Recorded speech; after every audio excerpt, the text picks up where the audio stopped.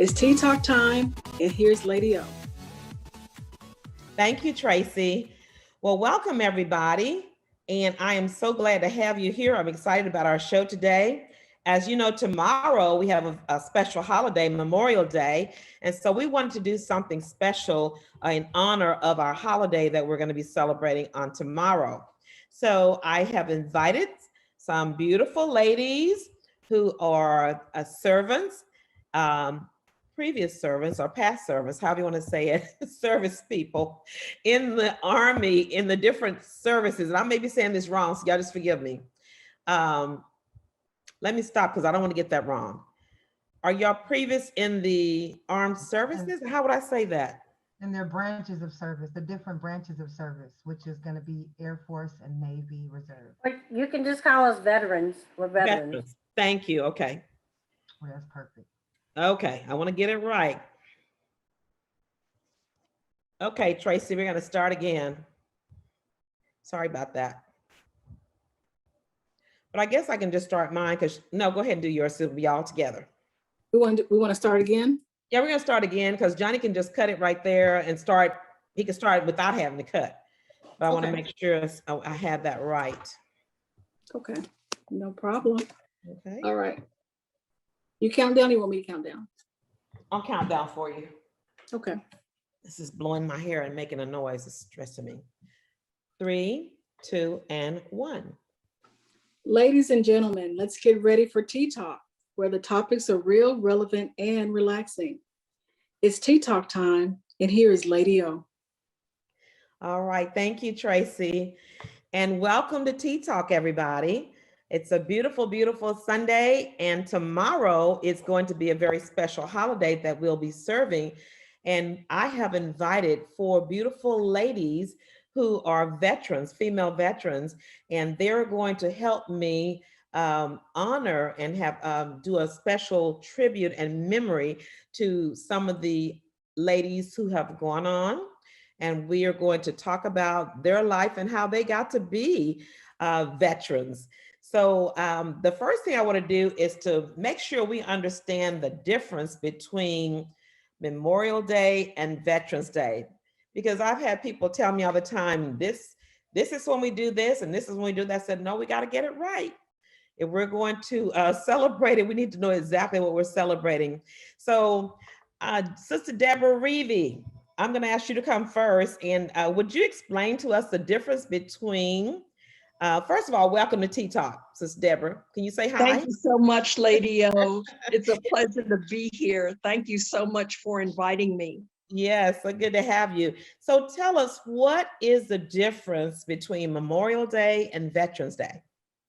Well, Memorial Day is a time where everyone gathers to celebrate the life of the person that was either killed during military service or passed away after military service. You notice that all of the national cemeteries will either lay a flag or a wreath in celebration of that individual's sacrifice. So what we do every Memorial Day is come out and celebrate those that have passed away, whether it is during a military conflict or had served and then was buried in a military cemetery. Veterans Day is celebrated. Anyone that has served greater than 6 months in any branch of the military is considered a veteran. So that's why during Veterans Day, you'll have all of the restaurants that will say, veterans get a certain percentage off of their meals, or, go into different stores and get a certain percentage off due to only that service. Okay. So any person that has served greater than 6 months is going to be called a veteran. Okay, very good. So that's everybody that's past 6 months of service. Yes. Thank you for clarifying that for us. So what we're going to be doing on tomorrow, that Monday, Memorial Day, we're going to be remembering those who have given their lives yes. in active duty or after they have served and been released or dismissed from the Army or the armed military services.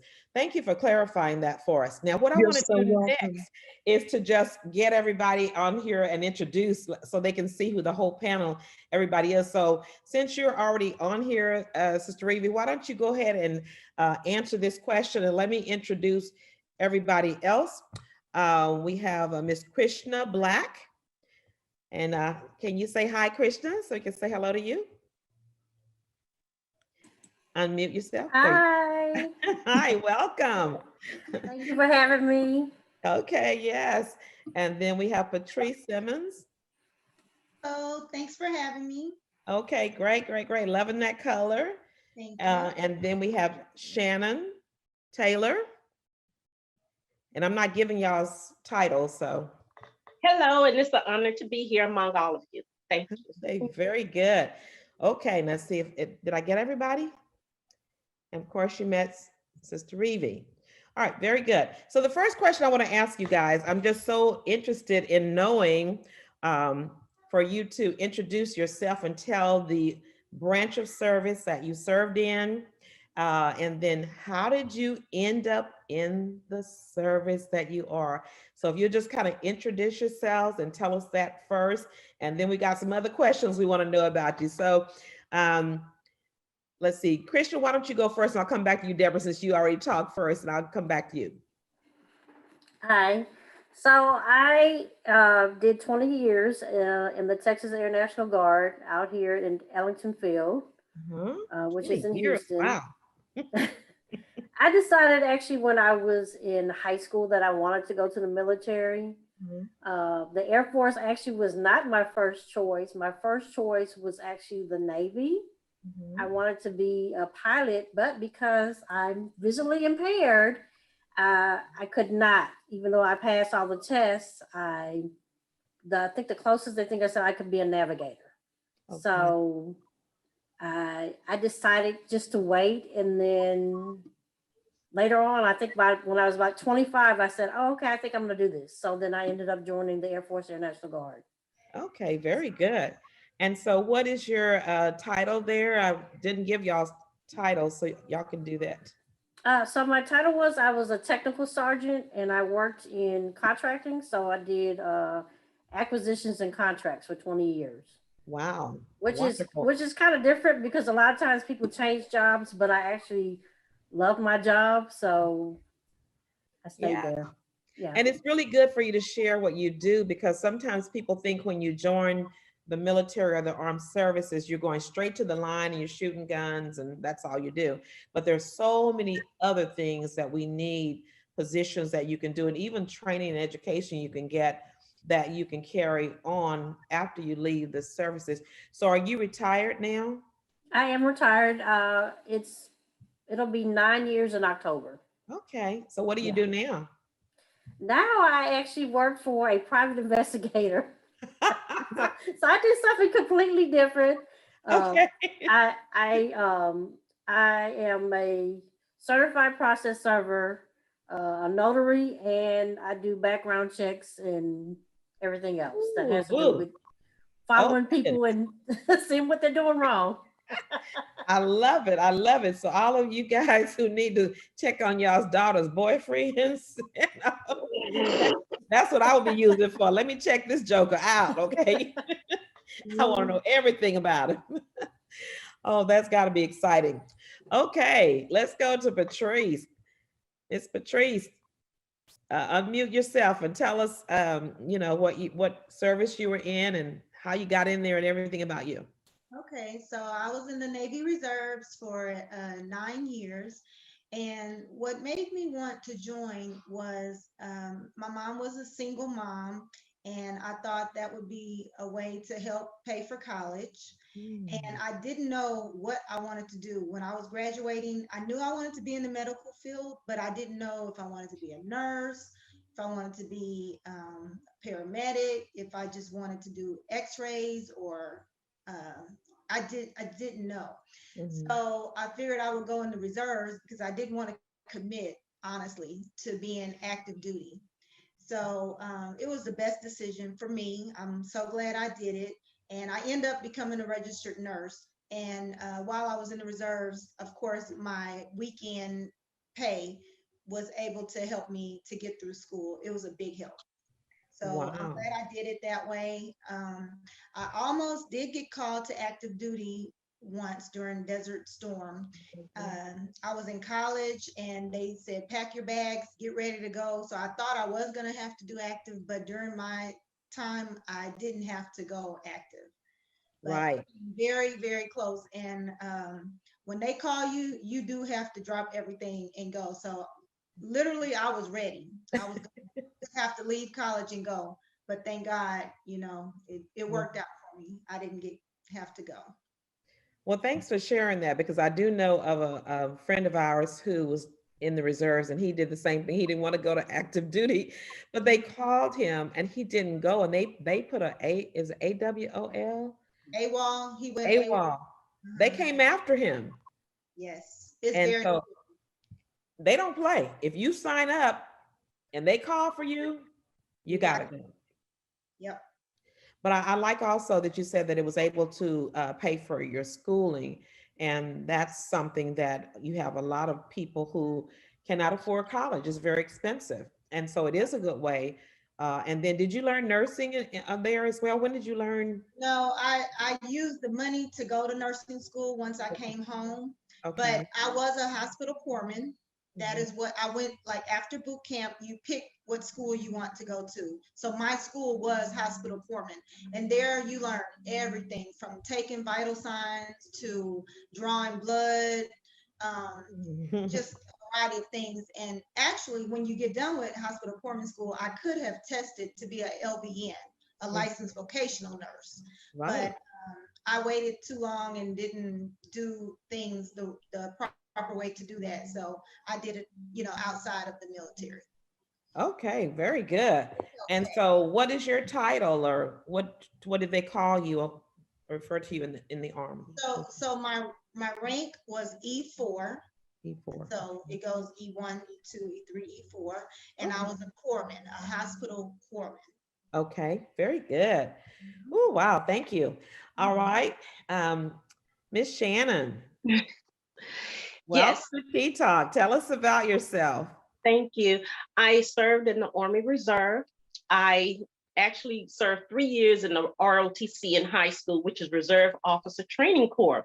Okay. And after serving those 3 years, I had a best friend at the time, and she was gung-ho about going to the military. And I went out to one of the meetings with her and her recruiter, and they thought it was a great idea that we can go on a buddy system to the military. And yes. And I said, okay, fine. And we went and took our test. I passed and she didn't. And so, and off I went to the military. So yes, I did go to the military. She didn't go. Later on, she went. She had to retest and everything. So later on, she did come, but we were totally separate. We were not buddies at all. Oh. She was way up in New Jersey, and I was in Alabama somewhere. Wow. But so that's what I did. I was enlisted for 8 years, active 4, and I was a corporal, which is a pay grade of E4. Mm-hmm. And I actually trained as a supply specialist, and I later on trained with a second specialist as administrative specialist. Mm-hmm. And I was actually assigned to an engineering unit. Ooh. And so, yeah, and it was a great experience. I was very young when I went in. I was only 17. So, yeah. How old do you have to be? Wait a minute. How old do you have to be to I thought you had to be 18. Well, what it was, I did a split training. Let me see. I did a split training. Uh-huh. Yeah, so let me back up. In my junior year, I'm sorry, not 17, but in my junior year, I had just turned 18. Okay. And so I went, in my junior year after high school, I went to Alabama and trained. And what's so funny about it, while I was there training, I was so young. I was the youngest one in the whole platoon. And I actually ended up becoming platoon leader. I really did. I really did. Too, so were you the shortest one too? Yes. So I was able to lead a platoon of about was about 40 ladies. It was about 40 ladies. Wow. Yeah. So it was a very great experience. And so that's the story. Very good. Well, that's a good story. You had a lot of good stuff in there we're going to talk about even later. When you talk about ROTC, that's a good way to get, I think, do you get a couple of years credit or something like that if you go through OTC? Yes. What happened was, since I had served 3 years in ROTC, I was able to start at a lower pay grade. I was able to go in as an E3, a private first class. And when you're saying these E3s and things like that, that all has to do with your pay grade of how much money you get paid. Yes, yes, your pay grade and your rank. Your pay grade and your rank, yes. So parents, if you wanting your kids, to, have money for college, have them in ROTC. It's a lot of discipline, a lot of fun things too, you learning ROTC. So they say, I don't want to play football. I don't want to be in the band. You're going to go somewhere. So let's try ROTC. And everybody in ROTC doesn't go to be in the service, but I think it's a good step. And like you said, with money, you get paid more money by being those 2 years in high school, which is important. And you said you were on reserve as well? Yes. Mm-hmm. So therefore you get to stay here and you get that pay grade money. And yes. So that can pay for college and whatever else you want to do. It's a great start in a child's life. And I think that with the way colleges are now, and they're so expensive, and sometimes people pay all this money and the kids still don't get a good job. They end up wasting the parents' money, but when you go in the military, you're getting paid and you can still do some of the things here at home. All right, thanks for sharing. Sister Reevy, tell us about how you got in the Army. Come on, tell us what you did. You steadily do that to me. You try to put me in the Army. So let me tell you a little story. Okay. So I'm going to make it as short as I can. I joined the Navy when I was 32 years old. I was married, getting ready to go through a divorce, and only had my oldest daughter and my son. I've known from the time I was 16, I was going to be a teacher.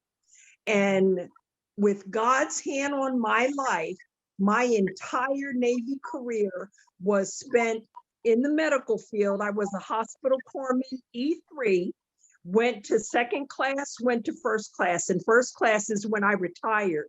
I spent my first 10 years with Marine Corps units, because in the medical field, Navy medicine is Marine Corps medicine. My second 10 years was spent in naval hospitals, command education and training departments. Talk about the hand of God on my life with those babies. I went and retired in 2006 as an HM1, and I have my instructor NEC, as well as teaching and course managing advanced trauma life support, first aid, emergency medical technician, paramedic, and training nurses and doctors. Oh my. Okay, so look here. I can't say sergeant. I know you're in the Navy. What do they call it? Whatever. Hospital corpsman first class. Okay. And and that's something too, because the Navy is not considered the same as the other services, correct? That's absolutely correct. Okay, and I know the Marines are in a different world all by themselves. The Marines are. Yes, and we have the best of all of the worlds, because we have the air crew, we have the air wing, we have grunts, that's similar with Marines, that's similar with the Army. We have artillery, we have supply, we have you name it. And that's everything. Not even touching ships. That's not even touching it. We have some of the most prestigious commands that you can be assigned to. The furthest out that I went was Puerto Rico. We actually shut that base down in 2003. Okay. So if it's Navy, you can pick and choose. And I had never been on a ship, never wanted to go on a ship. But with the job that I had, I didn't have to go on a ship. Did you tell me how you joined? How did you end I up was going getting, through a divorce. I was going through a divorce, and my mom and you had just wanted to do something different to get your mind off the divorce? Okay, I got it. So that's a good one. We're going to be talking about divorce on Tea Talk next Sunday. So, hey, that's a good thing. If you're going through divorce, join the Navy. Take a cruise. It's a free cruise, right? You get paid for it. I love it. I love it. Okay, listen, let me go through the next part here because I got to make sure we get everything in. I think I got everybody introduced. So did everybody? Yes. Did I miss anybody? Nope. Okay, good. All right, now let's talk about the benefits. What were the benefits that you got from going into the service or the Navy, whatever area you went in? What would you say would be, just give me one benefit that you thought, oh my goodness, this really made a difference in my life and set me on a different path. What would be that benefit? And the training. Okay, Sis Debbie, you want to go first again? Or you, The training. The training? Yes. Okay, very good, because you get trained, and that is Yes. so good. Okay, I would Krishna? have to, oh, I'm Go sorry. ahead. I'm sorry. Go ahead. My pictures go like this, so sometimes if I call you, it's because Patrice, you were going next. Go ahead. I was just gonna say absolutely the training, because I ended up going to nursing school after I came home, and I was so much ahead of my class. Like I knew everything literally, and I was making good grades, and we had study groups, and they were like, "How do you know all this?" And really, the military training, it was excellent for Yeah. my next venture, which was going to nursing school. Right. And I know also, Patrice, now you went on to nursing school, and nurses make good money and have good things too. But I know now you have your own business, and it has to do with nursing in a way that you have, is it called home health care? I'm not sure. Personal care home. Personal care home. She has her own personal care home. And you can put that in the chat, the top, the name of it too, because we want to make sure we patronize it if someone is in need of that kind of care. It's excellent. She has a beautiful place. I've been over there before. So, okay, Christian, you want to go next? What's the greatest thing that you?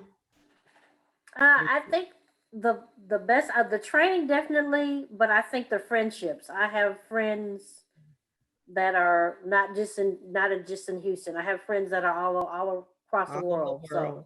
Wow. yeah, and I think that's beneficial because you always have someone you can call on. I mean, and when you go to the schools for the training, you meet people from everywhere. I've trained with people from Alaska, Hawaii, Japan. Wow. Yeah, it was. And you can always have a friend to go. Yes, right? Definitely. That's important. To go visit across the world, you got somewhere to go. Yes. Okay, let's see. Sis Shannon, can you talk to me about the best thing that you got from the benefits? Well, I definitely piggyback off what they were saying about the training, but the self-discipline is what I put a lot of value on that you get from the training in military. You being away and just learning to be independent, learning, not saying that any of us were not independent before going, but you just learn a different set of ways to self-discipline yourself and control. And that was one of the greatest things I probably can take away from it, and the value of the military. Well, you know what? I'm glad you said that, because that's where I was going next, because I'm thinking that what a wonderful way to learn, to grow up. I'll say grow up, mature, learn some self-discipline along with the training, because let's face it, sometimes when kids get out of high school, they don't know what they want to do. They start wasting time. They start getting with the wrong group. They don't want mama to tell them anything. So it'd be good to put them in the service and let the supervisors or, somebody like Sister Reevy tell them what to do, get them straightened out and grow them up. I would think that would be something that I was definitely going to ask about. Do you think that you grew up and matured by being in the service? Anybody want to speak to that maturity thing? Did you know anybody who was maybe not very mature and they, I think used to be the parents would send them away. I don't know if they can do that now, but anybody? I want to talk to think that? Go ahead. in answering your question, and at the age that I had joined, you know, the one thing that I'll say is that as you are exposed to the training and exactly like Krishna said, you develop lifelong friendships, and those peers, you will learn more positive things, because it's like, you know, what one of the other young ladies said about the buddy system. You know, you develop friendships and you develop responsibility. And when you have someone beside you that helps you to go through the different things, because it's a challenge, no matter what age you're at, you know, and if you accept that challenge, should you choose to chase that mission, you'll be blessed. Should you choose to accept that mission? I love it. Okay, Krishna, were you going to say something? I was going to say, I was actually one of the oldest people in my flight. I joined at 25. Okay. So I went to basic training with a bunch of little kids. So it was interesting because I remember how we went in and how it seemed how young they were and how they acted.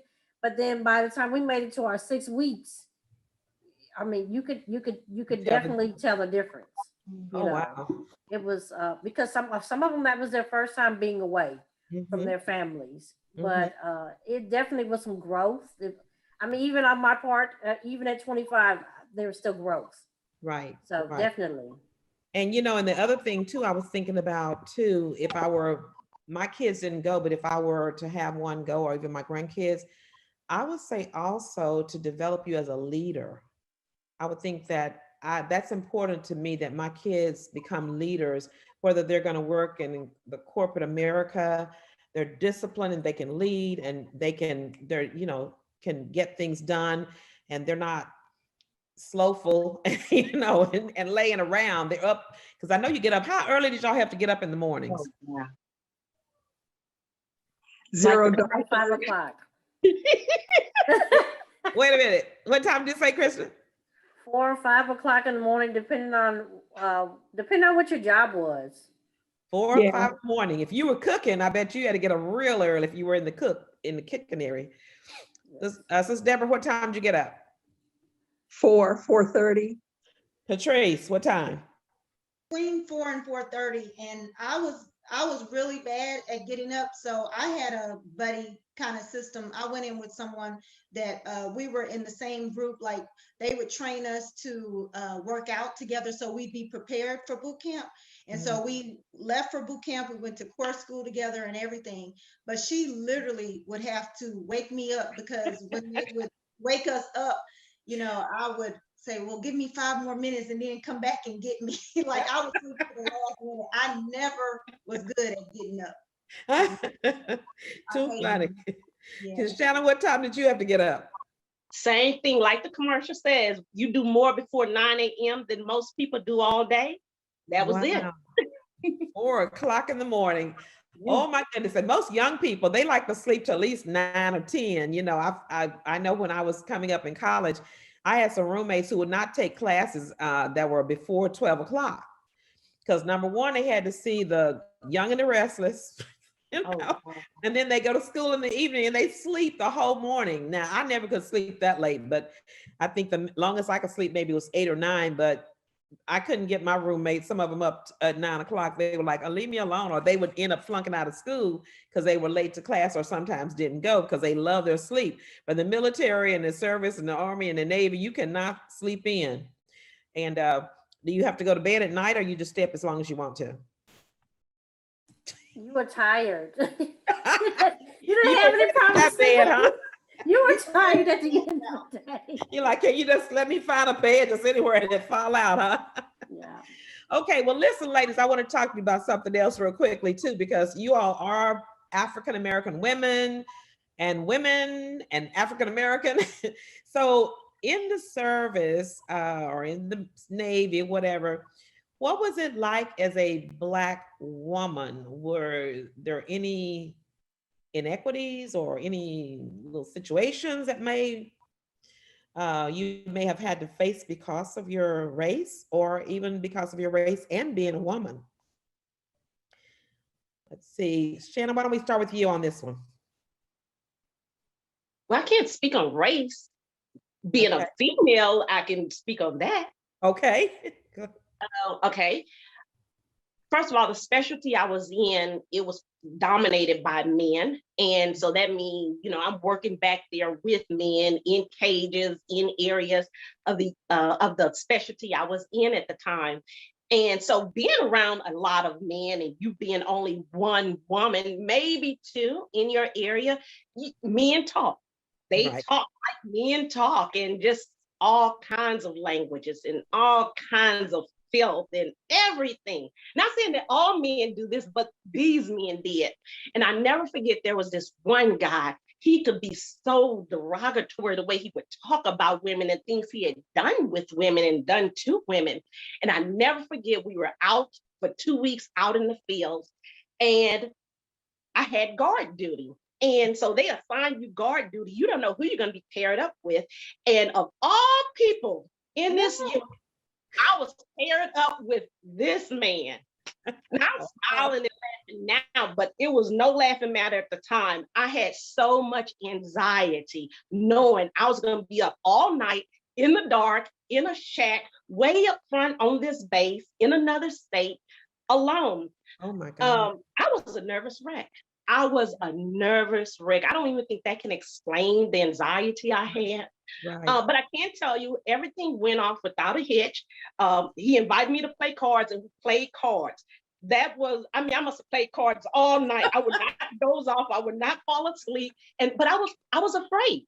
I was very frightened, because this was the same man who had said a lot of dirty things. I mean, very horrible things.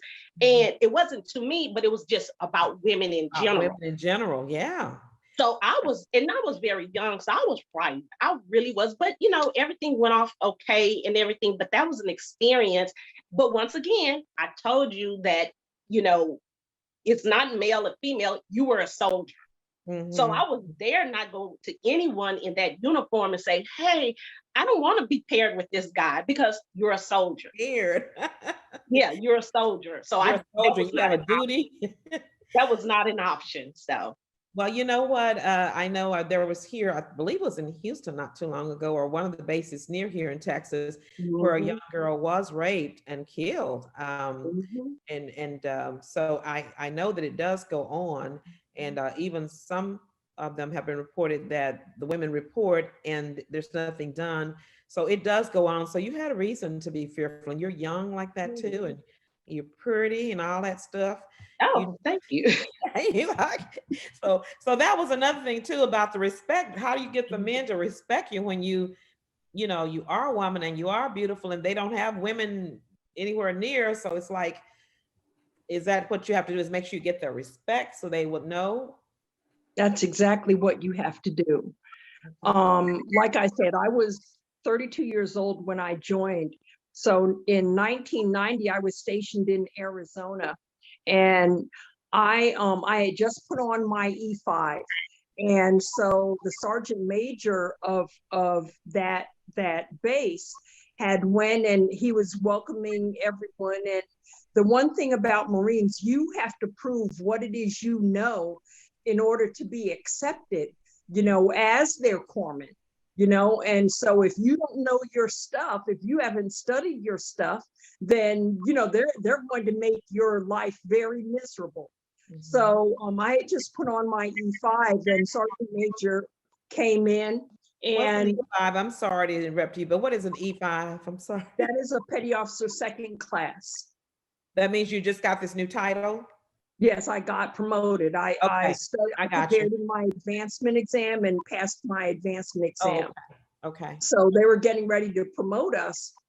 And so there was at E4, and he had just put on E4, and, young white kid.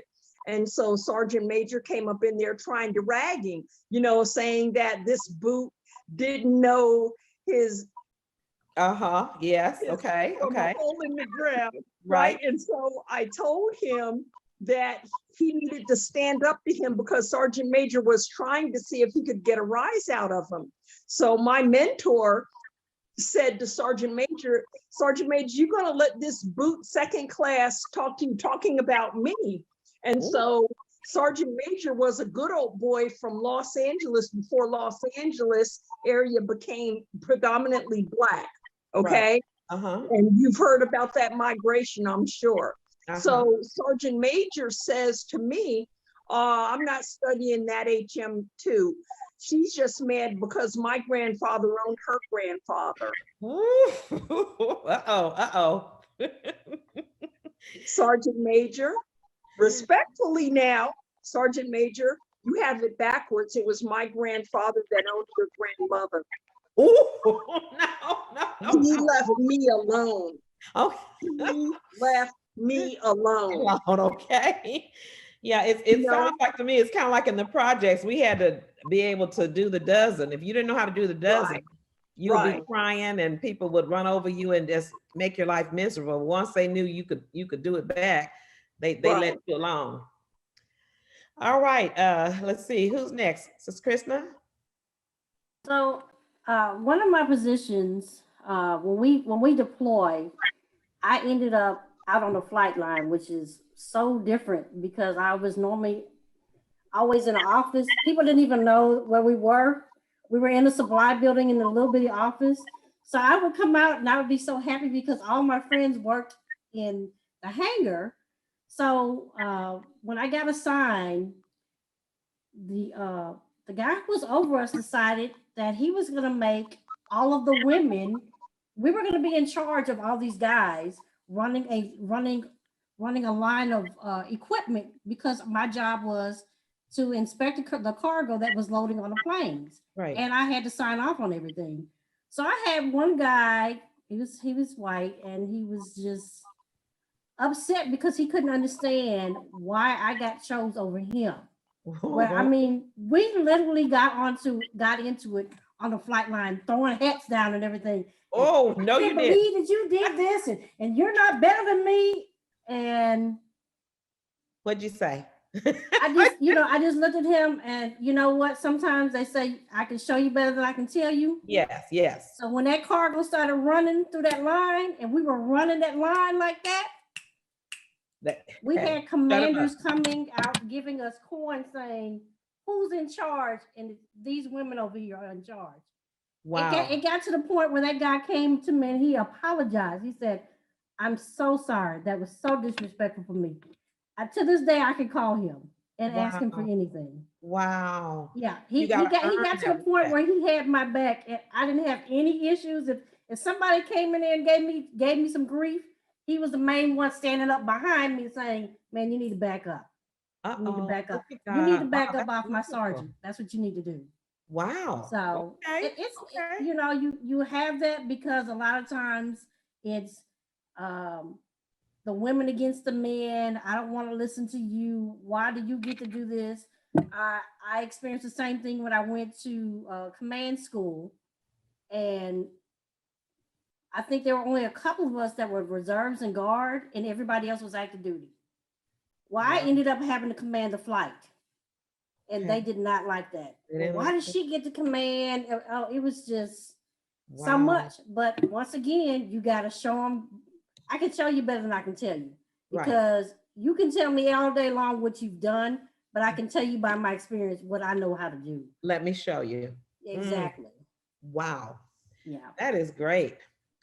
All right, Miss Patrice, you ever have any racism or sexism or any issues?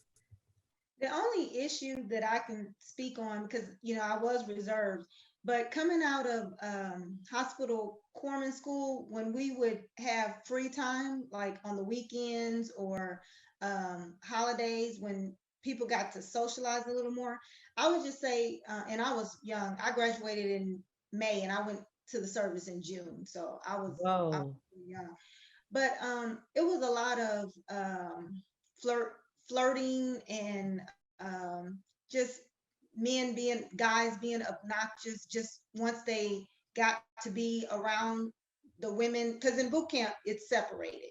The women are with women, the men are with men. But when you go through hospital corpsman school, that's the first time that everybody gets together.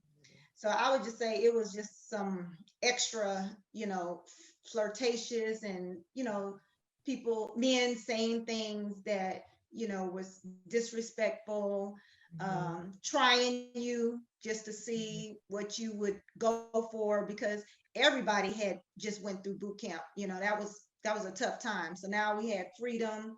We got to go out, clubs, everything. And, people like me who were young, away from home, and I think they would just try to see how far, they could get. They could get. And that's like over here, wherever you are, men are always with women trying to see how far they can get. So I can imagine if they've been closed up a little while and giving it their best shot. So let's talk about boot camp, because we haven't talked about that. How long is boot camp and what was your boot camp like? Okay, let's start with Krishna. Let's start with you first this time. What was boot camp? Okay, so my boot camp was in San Antonio at Lackland Air Force Base. So 6 weeks. 6 weeks. It was very hot. Of course, because I was from Texas, it didn't bother me. But we had a lot of people that came from the north, and it was brutal. Like, we had one girl, I think she was allergic to the sun. She actually ended up being sent home because she just broke out in a rash all over her body. She couldn't handle it. And we had another girl, she was allergic to ants. So Texas got big ants here. Texas, yeah, it was different. I think the experience, the hardest thing for me, it wasn't the shooting or anything. It was the trying to get everybody up to speed, because at the time I was married and my husband was a Marine. So he had me trained like I was going to Marine Corps boot camp. So I was literally running 20 miles a week. I was running 5 miles every day. And then I get the basic training, and all we did was like one lap. And I said, what? Really? Like, this is a piece of cake. Yeah. So by the end of boot camp, I was training all the girls in my flight. Oh, good. I was running and singing. I was the one calling the cadence so that they could keep up. So your husband had prepared you for boot camp. That boot camp prepared me. So I finished. I think when we had to do our fitness test, I finished my run, and there were still people in my group that were still running, and I finished running with them. Oh, and they were like, goodness. What? They were like, no, she already finished. I said, yes, but I still have more that are still running. I got to make sure that they finish. We all have to finish at the same time. Oh, my goodness. That's amazing. Okay, let's see. So Shannon, tell me about your boot camp. I loved boot camp. Mine was 8 weeks in Fort McClellan, Alabama. During my boot camp there, I don't know if you remember this name. There was this lady named Dr. Joyce Brothers. I think she was a psychologist. She was She was in the paper. Yeah. Now, I wasn't in training with her, but my point was this. Now, mind you, I told you I was the very youngest one there in the company or in the platoon. And I was training with women who had been to the military before and having to retrain. I was with women who had been married or who had children. But everyone came to me with their problems. So everyone named me this Dr. Joyce Brothers. They called me Dr. Joyce Brown because everyone would come to me crying. I mean, seriously, either would be crying, depressed, just going through some problems, and everyone would come to me. And I was the youngest one. And so that was my nickname throughout basic training. Oh, wow. That was my nickname. Yes. But you know what? I can tell you this, that probably was the most hard touching because they trusted me with some of the most endearing stories. And I can share this with you. I remember being in a foxhole and I had to go out and qualify with my rifle. Well, once I had finished qualifying, I had passed, there was this one lady and she was in a foxhole, and she kept saying, I can't do it. I can't do it. She was crying. She was sweating. Drill sergeants were all over her, screaming and hollering and everything. I laid down in that dirt in this blistering sun in the summertime, and I helped her qualify. I did. I just coached her through it. I just laid there and coached her through it and gave her that extra oomph she needed. And so that's probably one of the greatest stories I remember that I think about quite often. Oh, I'm getting chills because I would be that person. You didn't need to come get in the cold with me and help me. I would be that one. Oh God, I can't think about it. But but I wonder about kids who, because everybody's not brave and big and strong when they go there. They may have a desire, but I think that's why they call it boot camp, to kind of toughen you up. So I'm sure there were some that needed some help. All right, so boot camp. Who else? Sis Deborah, did you tell me about your boot camp? So I went to boot camp in Orlando, Florida. And before I left, I had started running. And I went to the Y and learned how to tread water because I didn't know how to swim. So you going to the Navy and you don't know how to swim. I told you I wasn't going on no ship. Okay. God saw to that. I would never go on a ship, but you have in Navy basic training, you have to go through the physical side of it. You have to go to gas chamber, you have to go shoot. You also have to do that daily PT.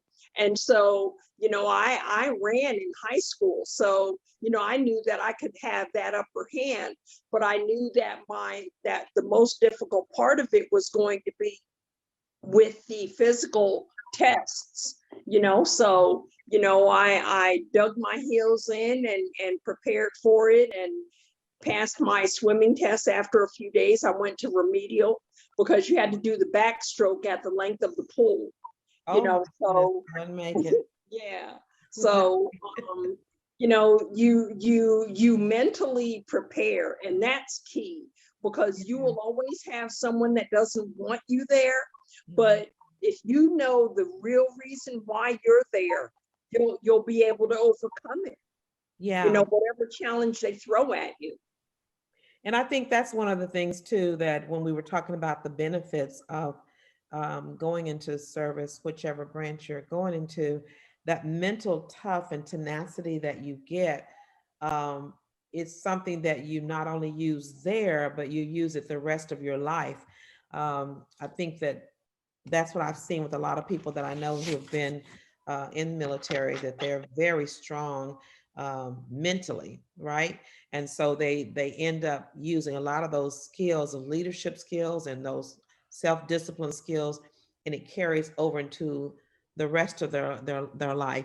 So, and I think the other thing too that possibly I would think you would benefit too is learning how to exercise and keep yourself healthy. I don't know if you do it. Do y'all still work out or run this miles? Tell me about your health, because I know you have to work out. Is it every day you work out?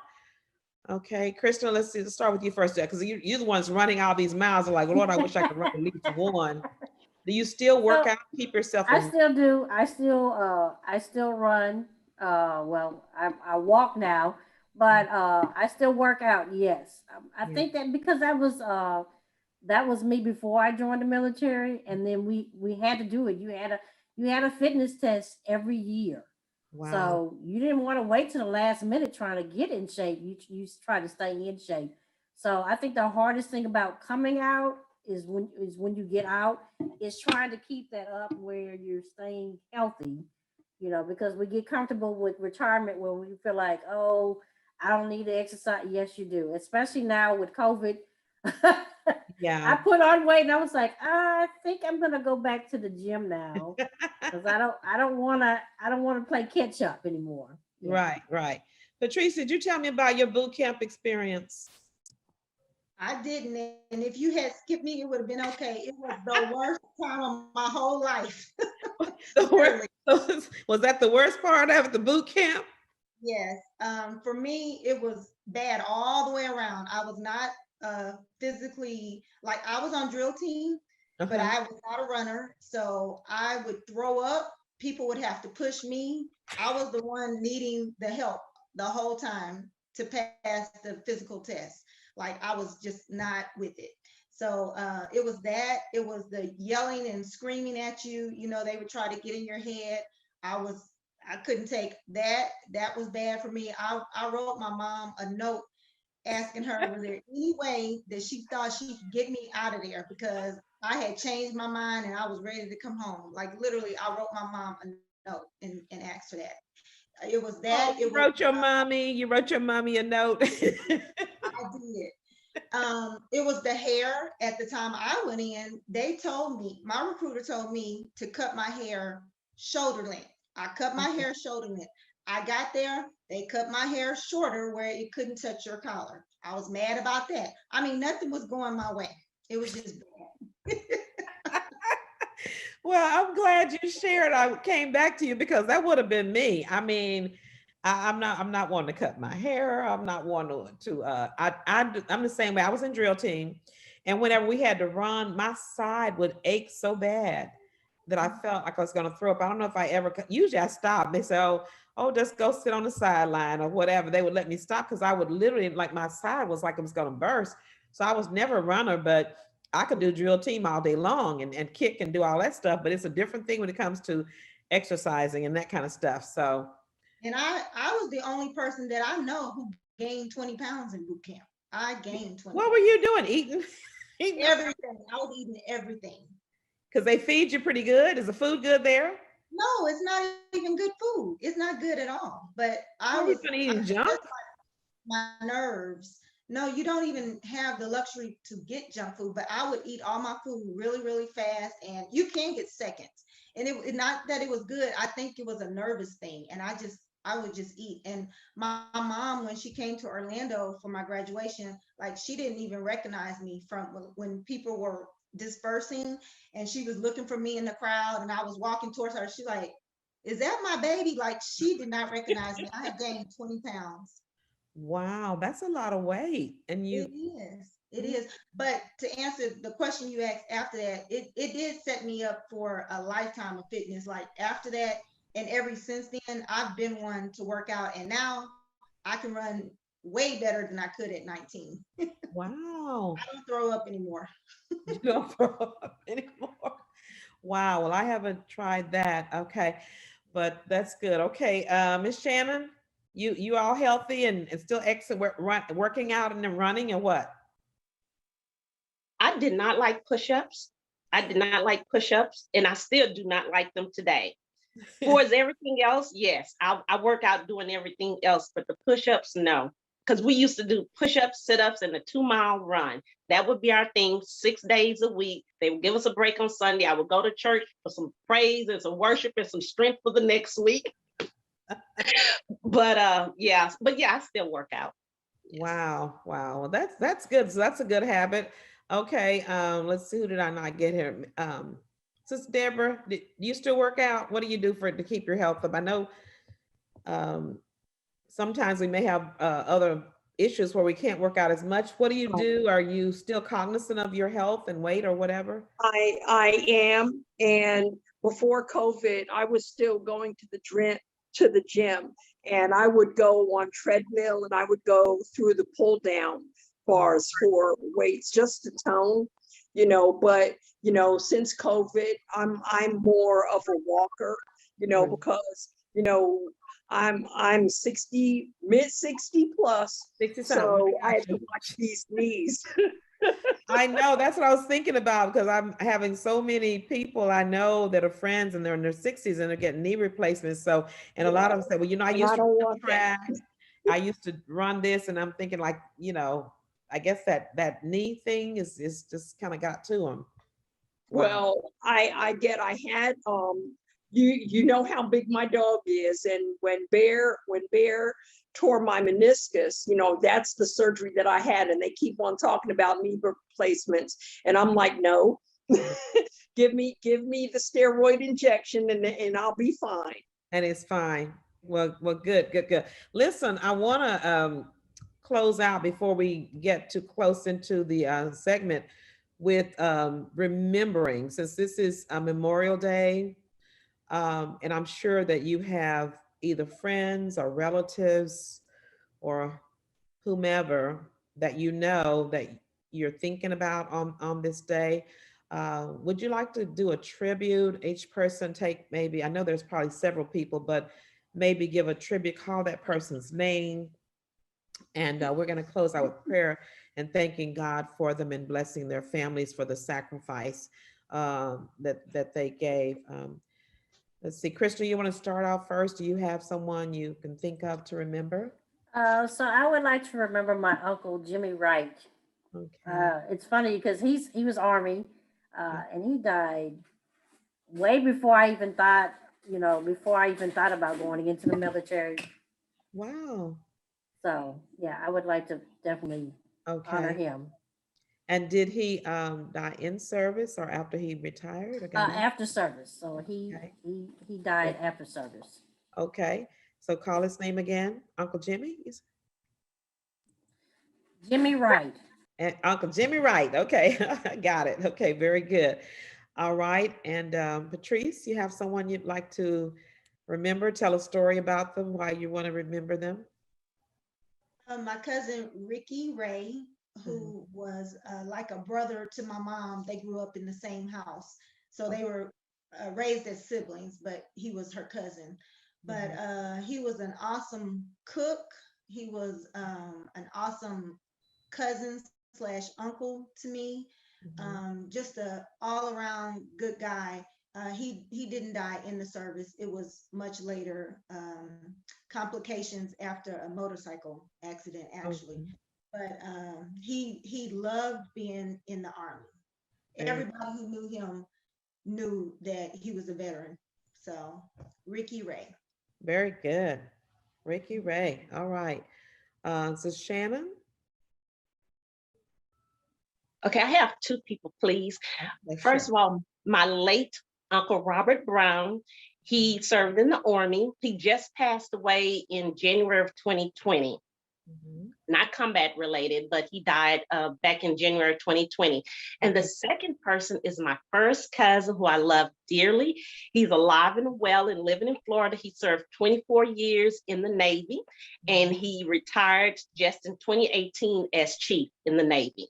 Okay, wow. Raymond, I don't know if I said his name, Raymond McClinton.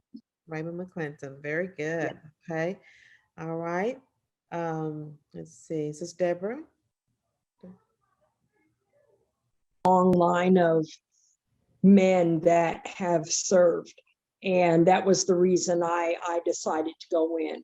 My father, Lawrence Reevey, was serving in the Air Force and had served for 8 years. And my father passed away my first year in the Navy.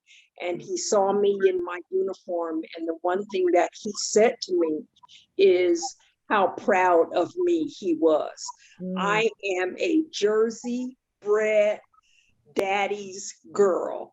Oh, wow. And I just want to give honor to my father for raising me and my sisters and brother the way he did, because we are all very fortunate to have had him in our lives. Wow, very good. All right, did I get everybody? Let's see, I think I did. I'd like for my co-hosts, if they would like to give honor to anyone who's passed away, and to remember them by, and if you have any female women that have passed away too, I think, Shelley, do you have anybody that you'd like to share with us? Yes, my father was also in the Army, and I would like to honor him. He died post-service, and he served in New Guinea. Okay, wow. World War II. World War II. World War II. All right, Yes. very good. Okay, who's next? Just unmute your mic and come on, because I can't see.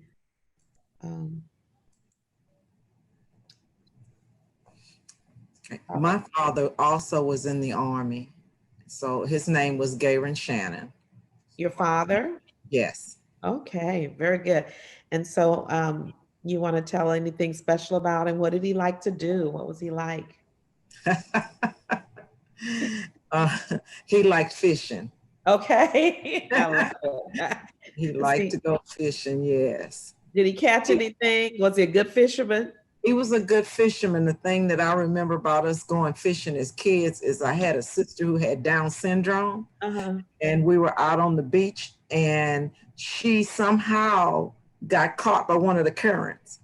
And my dad, with the fishing pole in one hand and a cigarette in his mouth, saved my sister. Did he drop the cigarette? He didn't drop the cigarette, and he didn't drop the fishing pole. That is too funny, too funny. That is a very cute story. Okay, let's see who else. Tisha, do you have a story or Flair? My dad was Navy. He went to the military when he was like, well, he lied about his age. He was actually like 14, 15, but back then he, put his age up. He wanted to go to the military to do better. So he was in Navy. Arthur Clark, senior. So he's just, my dad, just a great dad. Very good. Okay, thank you for sharing this. Did you have a story or anything you want to share about him? No, I miss him. That's somebody. Miss him so much, I know. Yeah. Okay, anybody else, Tracy? Or I forgot to tell. Go ahead. I forgot to tell you my father's name. His name was Charles Callender. Charles Callender, okay. Charles Callender. Yes, call his name. And yeah. he was in college when he was drafted. So he had to, he was at Hampton Institute in Hampton, Virginia, and he was drafted and he had to go to the Army, but he did come back. When he finished the war, he did go back to Hampton and he finished from there. Good, wonderful, wonderful. Yes, Thank a you. wonderful man. Love my dad. Oh, Like Sister Reevy, he did, both my parents did such a good job raising us to be the kind of people that we are. So we honor him today. To honor him, yes. Very good. Okay, Tracy or Tisha, did y'all have anybody? I don't want to miss anybody. Anybody else? Okay, well, we have so many at First Met, and we'll have to get them posted in here. We have a list of them that we will post, but the one that I'm going to call out was really like when we got here in Houston, Brother and Sister Smith were like mom and dad to us. And so I'll just give a shout out to Charles Smith and Sister Pat Smith, and they're both buried in the Veterans Cemetery. So Gail Lynn goes out there and puts flowers on the grave, and then of course they all put the flags and wreaths and things on there for Memorial Day. So I wanted to just remember him, and there's so many others, but I don't want to call the others because I'll miss some, but we're going to have them all listed. Here, I'll get Johnny to kind of put them on there so we can give honor to all of them. But does anybody know of a female that possibly we could honor today as well? So we'd like living life of the, we living longer, huh? Yes. All right, women. Sounds great. Well, listen, we're gonna have a prayer and thanking God for all of them. We'll be closing out with that. And if there's nothing else that I missed, is there anything else that somebody would like to share before we close out that I missed? I was gonna say, if anyone decides that that's the path that they want to take, just prepare yourself mentally, because you are going to have some obstacles. Right. You will have to deal with being, if you're a female, being a female, and then you do have to deal with being Black as well. I mean, this is the United States of America, but you still have to deal with all of those. So you got to deal with being a female, you got to deal with being a Black female, and then that means you got to do even more. And even Black males. You have to prepare your mind and understand that a lot of things that people do is what they were taught. Exactly. And then a lot of times once they get to know you, that how they were is not how they might end up being. Exactly. Everybody, I honestly believe that there are good people no matter what color. And I think being in the military, you get a chance to experience that because you get to experience Black, white, Asian, Hispanic, any nationality. And it really just makes a difference. It makes a difference. It makes you see the world differently. Right. So, and I like the things that you all said too about your mental toughness and how you handle people who had issues like that, because they have come from different backgrounds and they bring with them their prejudices and their biases and what they know and how they have, performed in their community. And so I believe that by being that light, that you could actually change their perspective and help them to see Black people and women in a different light, which is what I'm hearing that you guys did by getting the respect of the men and turning them from someone that's been an antagonist into somebody who's protecting and standing up for you because of who you showed them to be. So any words of wisdom that we might have for people who are, and I didn't ask this, but to join the Army now, I know that can you still volunteer or is it pretty much draft? I'm not real sure how that works. What would you say? I guess my closing thing before I pray, what advice would you give a mother whose child might need to go in the service, how to do that, or a child who may be graduating, this is graduation month, and not knowing what to do? Could you give a little tidbit or something there of advice? I just want to say one thing is that recruiters are out there to do their job, to meet their quota in recruiting and bringing people in. I understand that. But the ultimate thing that they must remember is the sacrifice that they're willing to make to serve this country, to sacrifice with their lives, separation from family, friends, and all of that, the life that they once know and once become, serving this country. Right. Forget about the signing bonuses, forget about all the extra traveling, forget all about the pretty stuff, and just think about the ultimate goal. I mean, not the ultimate goal, but the ultimate sacrifice. Sacrifice, right? Because it is a sacrifice, and there are benefits because you do get to travel a lot, places sometimes. But you're right. You got to stay focused that this is a sacrifice. Yeah. So, all the other stuff is all pretty and glamorous. And you think about like, oh, I get to do this and then the money for college and all of that. But think about the ultimate, The ultimate thing is you're gonna make some sacrifices too for all those benefits. Okay, very good. Anybody else want to give Yes. If I can add if I can add to what she was just saying as well, parents have to accompany their kids, to be able to talk to these recruiters because like she said, they're out to fill a quota. And even with us that have served, we can be that model, but you won't know the kind of model that we are if you don't talk to us.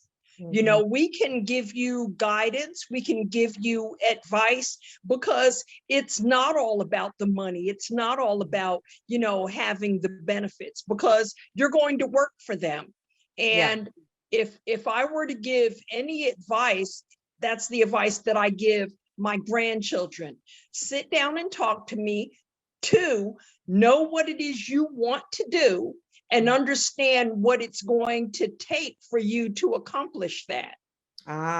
Good. It's going to be a sacrifice. And I think that's really good. Yeah, ask. I just wanted to. Okay, I'm sorry, go ahead.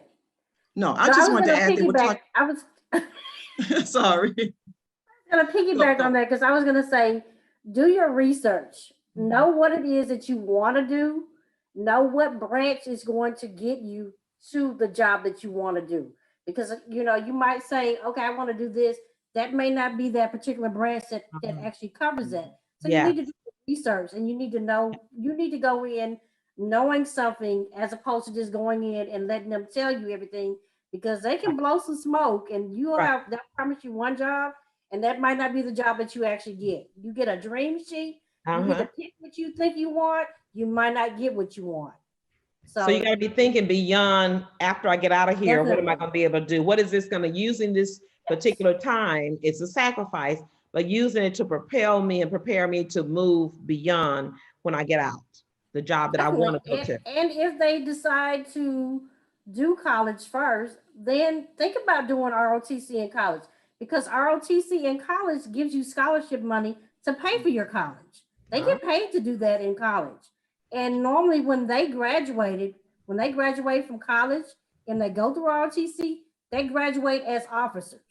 So that means they are already above the game. They're ahead of the game because they're making more money. Mm-hmm. So that's good advice. That's something to think about. Yeah, that's very good advice. No, I just wanted to add too, real quick. That's how my son ended up in the military. He did 3 years ROTC in high school, and he had 2 of the best ROTC teachers who guided him, and they helped talk to the recruiter with him. And he's been reserved now for 12 years. He's a captain now. Okay. So he came out, you know, as a second lieutenant, and then you know, went up on the ring. So he said, so it was very good for him. But like they said, he had somebody to guide him. Right. Those teachers were very good. They were 2 black guys, 2 black men. They really stuck with him. Right, right. And I think that's a good thing too. Just we got to close too, but you know, when parents are sometimes single parents and the boy may not have had a lot of male training, this would be maybe a good way to get them in ROTC, to be around other men and kind of get them ready to make a decision. You're going to go to college, you're going to go to ROTC. I mean, we get a lot of college loans, and when we get out of college, we're fully in debt. But this is a good way to get all of those things we talked about today: the health, the discipline, you know, all the other careers, and the finances too. Let's keep it real, because I know also there are other benefits where you can get loans, GI bills, and houses and things like that at a discount that people who have not served cannot get those benefits. So there's a lot of benefits for the sacrifice that you make, but don't go into it thinking you're going to get the benefits without the sacrifice. Okay. Well, thank you all so much for joining me today. It has been wonderful. I've learned so much, and I thank God for you. And I just want to give special honor. So if you all would just, as we bow for a word of prayer, thanking the Lord and asking him to bless the families who have given the ultimate sacrifice. Father God, we thank you today, God, for these women who have come today to share their life and their sacrifice for their country, God. And we thank you for how they've helped us to understand what we're doing as far as celebrating and honoring those that have given their sacrifice through their life, God. And so we ask that you would just bless their families, bless all of their children and the mothers who given their sons, God. And we just thank you for their sacrifice, where we're able to live freer and in a better world because of their sacrifice. So God, we just thank you for their memory, and God, we ask that you would bless each and every woman that is on this show for what they have imparted into the lives of us and the people that are listening. We thank you for it, and we ask that you would just give us blessings for a beautiful day tomorrow as we remember all of our veterans. In the name of Jesus. All right, guys, I'll see you next week. And listen,